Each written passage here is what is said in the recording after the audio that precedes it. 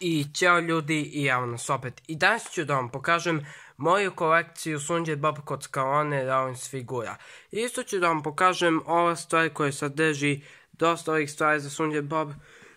Stvari koje su bile u Rodi i Day 2015. I ova stvar za igranje. Prvo ću da započnem sa kolekcijom Sunđer Bob Rawlings figura. Imao sam i ovu figuru, ali je više nemam. I ovo su u Sunđer Bob Ananasu. I ove figure i Ananas su imale bolje dane.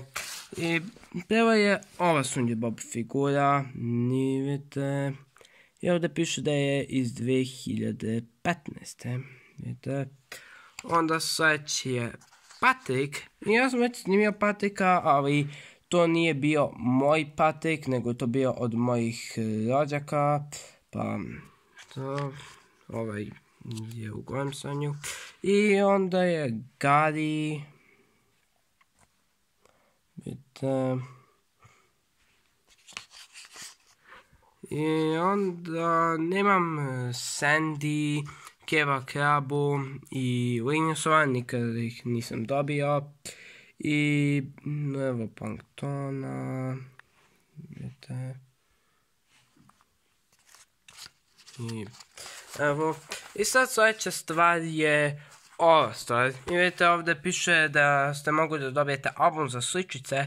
To nemam. Tabla za igranje, to imam, vidite. Pakovanje za Rawlingse, to mislim da nemam. Sunđer za čuvanje Rawlingsa imam. I očko skočko, imao sam Garija, ali ga više nemam, ne znam što se desilo. I vidite ovdje su kako izgledaju ove stvari, vidite. Pakovanje za Rawlingsa ovako izgleda. Očko skočko ovako izgleda. I ovdje za tablu za igranje imaju dve igre.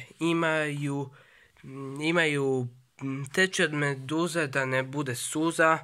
I vidite, ovako, evo, upucite kako trebate da igrate. I ovo je imao bolje dane. Vidite, i onda kada okrenete imate drugu igru koja se zove Sit i Fit.